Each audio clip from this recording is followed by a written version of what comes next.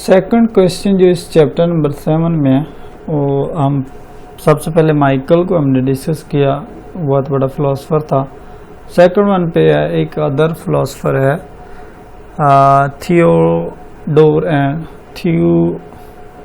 Theodore अडोर्नो, मतलब ये अजीब से नेम्स हैं इनके। फिलोसफी ऑफ हिस्ट्री उसने क्या एक्सप्लेन किया, क्या आइडियाज दिए। उसके मुताबिक the concept of history was develop in great era of direction during the period of modern German philosophy.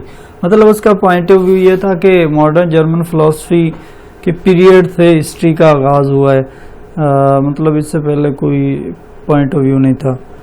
Ranging from microstructural analysis of evolution of civilization to description of the temporal social experience of the individuals were essentially a critical concept on which would seek to expose the allegedly native idea of fixed properties of culture and the individual or might live within them। मतलब ये तमाम ideas उसने दिए कि traditions जो रवायात होती हैं उनका क्रिटिकली हिस्टोरिकल फिलॉसफी, मतलब उनको क्रिटिकली आप जो तनकीद करते हैं उनके बारे में उसने कंसेप्ट दिया। मतलब उसका पॉइंट ऑफ व्यू ये था कि क्रिटिकली आप हिस्ट्री को कैसे देखते हैं और आपका पॉइंट ऑफ व्यू क्या था। यूनिवर्सल हिस्ट्री क्या है, मतलब यूनिवर्सल तौर पे आलमगीर के तौर पे हिस्ट्री का क्या पॉइंट ऑफ व्यू है। जर्मन आइडियलिस्ट फिलोसफर हिस्ट्री और साइंटिफिक फिलोसफर ऑफ प्रोग्रेस, मतलब उनके मुताबिक हिस्ट्री है जो प्रोग्रेस है, तरक्की का नाम है। Their theorist rested heavily on the hypothesis of existence of some collective phenomenon, the human species, civilisation और human spirit which can be interpreted as a undergoing improvement across the time. मतलब जो आपकी human species हैं, civilisations है और आपका जो spirit है वो इंटरप्रेट करता है, इससे आपको इम्प्रूवमेंट मिलती है। मतलब इम्प्रूवमेंट आलमगीर के तौर पे आप कोई चीज़ नरेट करते हैं, कोई पर्सपेक्टिव लिखते हैं, उनको कंप्लीट करते हैं और उसमें जो आइडियाज़ देते हैं मेटाफिजिकल तौर पे, ऑप्टिमिज्म के तौर पे, और जो आपके माइंड में कुछ टाइप के असम्पशंस होते हैं उनको एक्सप्लेन करता है। और इसमें आपकी फंडामेंटल डिफ़िकल्टीज़ भी हो सकती हैं। यूनिवर्सल हिस्ट्री को जब लेते हैं तो उसमें जब आप लिखते हैं तो definitely there will be lot of flaws in it, मतलब बहुत सारे फ्लॉज भी हो सकते हैं। ज़रूरी नहीं कि आप हिस्ट्री लिख रहे हैं तो एज इट इज़ सेम लिख रहेंगे, कोई पॉइंट ऑफ व्यू नहीं रहेगा। तो इन तमाम चीज़ों को लेना है और इन तमाम चीज़ों का हमने डिस्कस करना है according to this writer point of view. Second जो मतलब उसने जो पॉइंट ऑफ व्यू दिया, फर्स्ट वन था यूनिवर्सल हिस्ट्री। मतलब अगर इस राइटर के बारे में हिस्ट्री पॉइंट ऑफ व्यूज आ जाएं तो आपने इनको एक्सप्लेन करना है। प्रोग्रेस, मतलब ये प्रोग्रेस का नाम है।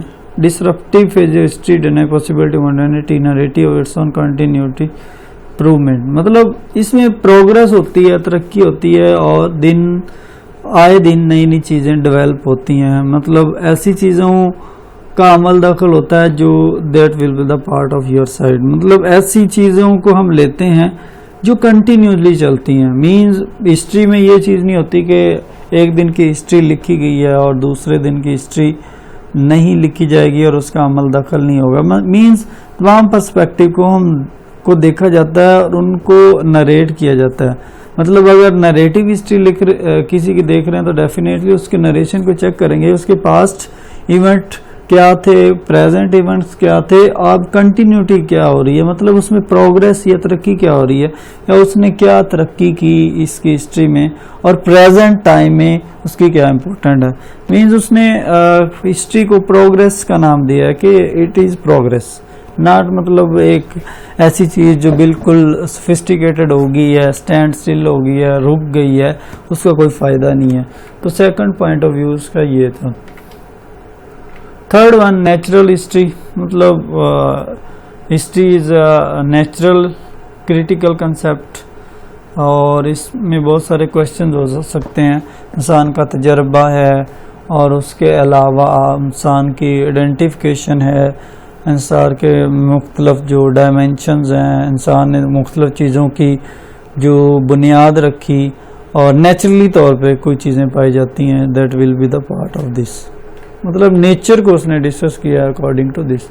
उसके बाद टोटलिटी, टोटलिटी क्या है, उसने टोटलिटी का जो आइडिया दिया है वो कहता है कि direction in dynamics of what Adorno discuss under the ideas of social totality, मतलब जो टोटल चीज़ें होती है to hold that social totality determine the individual within it and increasingly brings all the feature of social life, मतलब individually तौर पे आपका determine किया जाता है, एनालिसिस किया जाता है, तजर्बा किया जाता है और मुख्तलिफ जो फीचर्स होते हैं, लाइफ के फीचर्स होते हैं, उनको ज़ेर गौर लाया जाता है।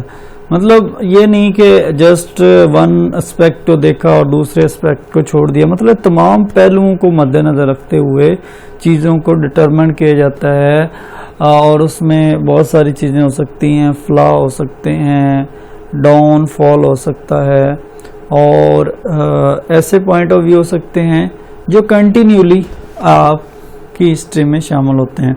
मतलब ये नहीं कह सकते कि एक एस्पेक्ट को लिया है इंडिविजुअल को और जो सोशल लाइफ है उसको इग्नोर कर दिया, ऐसा नहीं होता।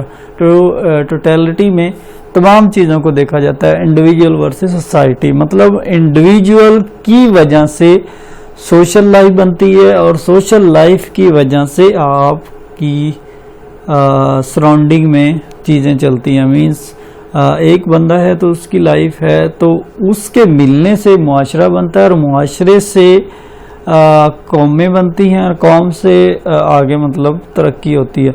मीन्स वन पर्सन है तो टू हो गया तो ग्रुप हो जाएगा, ठीक है, ज़्यादा हो जाएंगे तो ग्रुप मेंबर बढ़ जाएंगे, इसी तरह कंट्री बनी, फिर नेशन बनी, मतलब ये तमाम चीज़ें आपकी हिस्ट्री में बहुत ज़्यादा इम्पोर्टेंट रोल अदा करती हैं।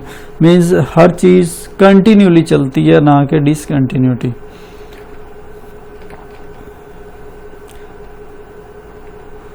ये था मतलब इसका पॉइंट ऑफ व्यू। इसने डिफरेंट पॉइंट ऑफ व्यू दिए हैं। अगर इससे रिलेटेड पॉइंट ऑफ व्यूज़ आ जाएं अडॉर्नोज तो आपने जस्ट इसके बारे में थोड़ा सा आइडिया देना है, इंट्रोडक्शन 3 से 4 लाइंस में। उसके बाद ये जो 3 से 4 पॉइंट्स हैं, नेचुरल हिस्ट्री, प्रोग्रेस और 2-3 और हैं, उनको जस्ट थोड़ा थोड़ा सा एक्सप्लेन कर देना, your question will be completed. Means इस चैप्टर में मज़ीद गेन में ब्रीफली तो नहीं गया, लेकिन आपको उसको समरी बताने की कोशिश करता हूँ कि उसमें की समरी में क्या है कि हिस्ट्री में कंटिन्यूटी भी होती है, डिसकंटिन्यूटी भी होती है। मींस जब आप किसी चीज़ के बारे में टोटल आइडिया लेते हैं तो आइडिया लेने के बाद ऐसे पॉइंट ऑफ व्यू आते हैं जो आपकी लाइफ में बहुत ज़्यादा अहम रोल अदा करते हैं। मींस ऐसे चीज़ें होती हैं जो कंटिन्यूली चल रही होती हैं। हिस्ट्री में ये नहीं होता कि एक एस्पेक्ट में हिस्ट्री लिखी गई और दूसरा एस्पेक्ट ख़त्म हो गया तो हिस्ट्री ख़त्म हो गई, ऐसे नहीं होता। It is a progress, it is a natural science, it is a natural history, it's a universal history. मतलब कोई भी पॉइंट ऑफ व्यू चल रहा होता है, हिस्ट्री कभी भी ख़त्म नहीं होती किसी भी सब्जेक्ट से रिलेटेड।